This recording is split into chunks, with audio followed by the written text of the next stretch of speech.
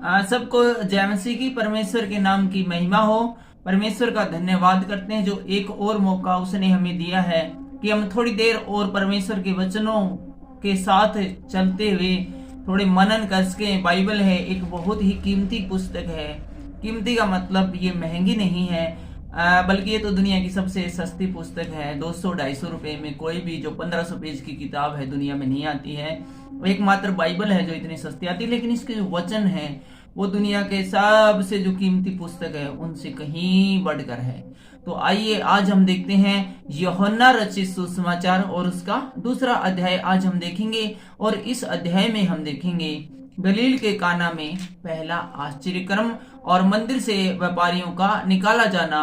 और आज के इस अध्याय के अंतिम पड़ाव पर हम देखेंगे यीशु मनुष्य के मन को जानता है। शुरुआत करते हैं पहली आयत से।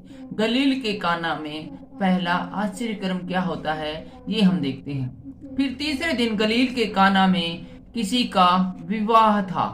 तीसरा दिन कौन सा? ये बातें तब की है जब यीशु मसीह ने बपतिस्मा ले लिया था यूहन्ना बपतिस्मा देने वाले के से। और उसके बाद जब तीसरा दिन हुआ तो गलील जो प्रदेश है, देश है, उसके जो काना नामक एक शहर होता है, एक गांव होता है, वहां पर किसी की शादी थी और यीशु की माता भी वहां थी। और उस शादी में यीशु की माता भी आमंत्रित थी। यीशु और उसके चेले भी उस विवाह में आमंत्रित थे। साथ के साथ यीशु भी आमंत्रित था, उसके चेले भी आमंत्रित थे। जब दाखरस घट गया तो यीशु की माता ने उससे कहा उनके पास दाखरस नहीं रहा। और जब उन्होंने यीशु की माता को बताया गया कि दाखरस तो कम पड़ गया है, अब क्या करें, तो यीशु की माता ने ये जानकारी है वो यीशु को दी कि दाखरस है वो कम पड़ गया है। तो यीशु ने उससे कहा, हे महिला, मुझे तुझसे क्या काम, अभी मेरा समय नहीं आया। उसकी माता ने सेवकों से कहा, जो कुछ वह तुमसे कहे वही करना। अब वहां यहूदियों के शुद्ध करने की रीति के अनुसार पत्थर के 6 मटके धरे हुए थे जिसमें 2-2, 3-3 मन समाता था। तो वहां पर है जो उस समय जो शरबत डालने के जो है दाखरस डालने के लिए वहां पर 6 मटके घड़े रखे हुए थे। और एक एक घड़े में है वो 40 किलो से लेके 120 किलो तक, 40 लीटर से लेके 120 लीटर तक जो है पानी समा सकता था, लिक्विड है वो समा सकता था। यीशु ने उनसे कहा मटकों में पानी भर दो। यीशु ने अपने चेलों से कहा कि मटकों में जो है पानी भर दो। ये तो सारे के सारे ही खाली हो चुके हैं। 6 मटके रखे हैं, एक एक मटके की क्षमता 40 लीटर से लेके 120 लीटर तक है। उन्होंने उन्हें मुंह भर दिया। तो चेलों ने उनको पूरा पूरा लबालब है वो भर दिया। तब उसने चेलों से कहा, यीशु ने फिर चेलों से कहा, अब निकाल कर भोज के प्रधान के पास ले जाओ। और जैसे उन्होंने पानी डाला वो तुरंत ही दाखरस बन गया था। और यीशु ने कहा कि अब इसमें से निकाल निकाल के प्रधान याजक है जो पिलाने वाले हैं, जो कि सर्व करने वाले हैं, उनके पास ले जाओ, मेहमानों के पास इसको ले जाओ और सर्व करो। और वे ले गए। जब भोज के प्रधान ने वह पानी चखा तो दाखरस बन गया था और नहीं जानता था कि वह कहां से आया है, परंतु जिन सेवकों ने पानी निकाला था वो जानते थे। तो भोज के प्रधान ने दूल्हे को बुलाकर उससे कहा, हर एक मनुष्य पहले अच्छा दाखरस देता है और जब लोग पीकर छक जाते हैं तब मध्यम देता है, परंतु तूने अच्छा दाखरस अब तक संभाल के रखा है। तो जो यहाँ पर जो इसको टेस्ट करने वाले थे, तो जो मेहमान थे, उन्होंने देखा कि शुरू से लेकर लास्ट तक एक जैसा जो है शरबत है, दाखरस है, वो दिया गया है। और उसकी क्वालिटी है वो शुरू से लास्ट तक एक जैसी बनी रही है। जबकि शुरुआत में अच्छी क्वालिटी दी जाती है और जब बीच में जो है क्वालिटी को थोड़ा घटा दिया जाता है। जैसे कि हम एक उदाहरण देते हैं, जैसे किसी पार्टी जो होती है आम आदमी को, जिसमें शराब वगैरह परोसी जाती है, तो शुरू में तो हो सकता है कि बहुत अच्छी शराब दी जाए, लेकिन बाद में उसको पानी की मात्रा बढ़ा बढ़ा कर दी जाती है, क्योंकि ऑलरेडी शरीर के अंदर शराब पहुंच गई होती है। और यदि उसमें पानी ज्यादा नहीं मिलाए तो वो शरीर को नुकसान पहुंचा सकती है और थोड़ा ज्यादा पानी वाली भी उतना ही असर करती है। ऐसा हम एक ने एग्जाम्पल दिया है। यहाँ पर जो दाखरस था उसके साथ भी ऐसा ही था। जो बढ़िया क्वालिटी का दाखरस है वो बिल्कुल पहले पहले दिया जाता था, और उसके पास जैसे जैसे मेहमान उसको पीते चलते थे तो उसकी क्वालिटी भी थोड़ी सी कम कर दी जाती है। लेकिन यहाँ के जो प्रधान थे, जो चखने वाले थे, जो मेहमान थे, उन्होंने कहा कि लास्ट तक एक जैसी क्वालिटी मिली। क्या बात है, जबरदस्त मजा आ गया पीकर। यीशु ने गलील के काना में अपना यह पहला चिन्ह दिखाकर अपनी महिमा प्रकट की और उसके चेलों ने उस पर विश्वास किया। तो यीशु मसीह का जो पहला चमत्कार था ये यही था कि 6 घड़े थे पानी के भरे हुए, उसको जिसमें कि टोटल आप ओवरऑल मिला ले तो 500 से 600 लीटर जो दाखरस बना दिया था। 500 से 600 लीटर दाखरस, आप सोचो कितनी बोतलें भर जाएंगी। 700-800 बोतलें भर जाएंगी, ठीक है, यानी 700-800 एक लीटर वाली बोतलें हैं। इतना दाखरस यीशु मसीह ने एक पल में बना दिया था। और ये यीशु मसीह का पहला चमत्कार हम देखते हैं यूहन्ना रचित सुसमाचार में। और इसके बाद वह और उसकी माता और उसके भाई और उसके चेले कफरनहूम को गए और वहां कुछ दिन रहे। इसके बाद यीशु मसीह अपने चेलों के साथ और अपनी माता के साथ कफरनहूम में लौट आए और वहां पर वो कुछ दिन एक साथ रहे। और आगे हम आ गए हैं 13वीं आयत में, और यहाँ का शीर्षक है मंदिर से व्यापारियों को निकाला जाना। वह यहूदियों का फसह का पर्व निकट था। यहाँ पर देखते हैं यहूदियों का एक पर्व होता है जिसको कहते हैं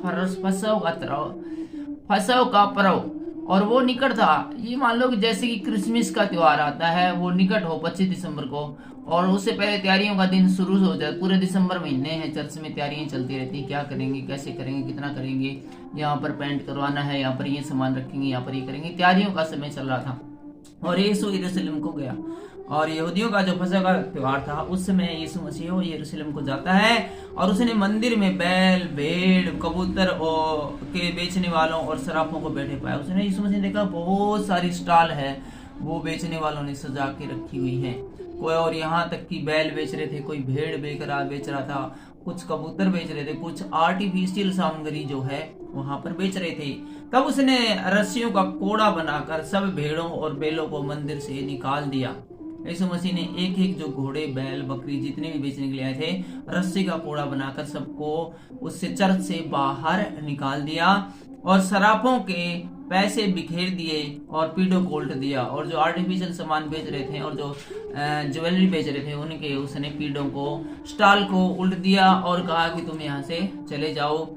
और कबूतर बेचने वालों से कहा इन्हें यहाँ से ले जाओ, मेरे पिता के घर को व्यापार का केंद्र मत बनाओ। और जो कबूतर बेच रहे थे उनको भी डांटा और कहा कि ये मेरे पिता का घर है, प्रार्थना घर है, तुम है इसको व्यापार का घर, अच्छा अर्थात कोई बिजनेस प्लेस मत बनाओ और ये सब बंद करो।